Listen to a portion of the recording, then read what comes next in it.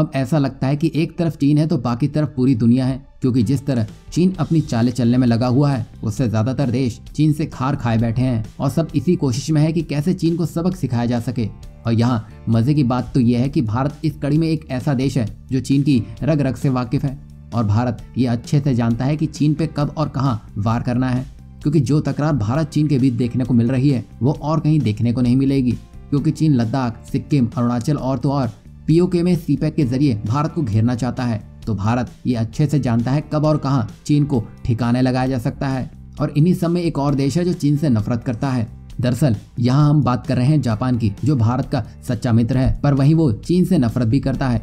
स्पष्ट है कि दुनिया में चल रही हर चीन विरोधी मुहिम के केंद्र में भारत ही है, जो इस मुहिम को तेजी से सफलता की ओर ले जाता हुआ दिखाई दे रहा है। दरअसल भारत यहाँ एक नया ट्राइलेटरल ग्रुप, या तो आप इसे कह सकते हैं ट्राइलेटरल रिलेशनशिप की शुरुआत कर रहा है, जिसमें जापान, रूस और भारत होंगे और इसमें चीन को धक्का लगना तय माना जा रहा है। दरअसल कम्युनिस्ट विचारधारा होने के बावजूद चीन और रूस एक दूसरे के कट्टर दुश्मन हैं। रूस हमेशा से ही अपने यहाँ ज्यादा से ज्यादा निवेश की नीति पर चलता आया है। ऐसे में चीन ने रूस के फार ईस्ट के उन इलाकों में सबसे ज्यादा निवेश किया है जहाँ पर प्राकृतिक संसाधनों की भरमार है और चीन इस इलाके में लगातार इन्वेस्टमेंट कर रहा है, जिसके चलते वहाँ पर उसका प्रभाव काफी बढ़ गया है। दरअसल यहाँ रूस अपने फार ईस्ट सहित आर्कटिक क्षेत्र में जापान और भारत जैसे देशों को आमंत्रित कर रहा है। यहाँ पर भारत, जापान, रूस ने मिलकर हाल ही में एक त्रिपक्षीय फोरम लॉन्च करने का फैसला किया है, जिसके तहत तीनों देश मिलकर क्षेत्र में पैदा हुए नए भू राजनीतिक चुनौतियों से निपटने के लिए रणनीति बना सकेंगे।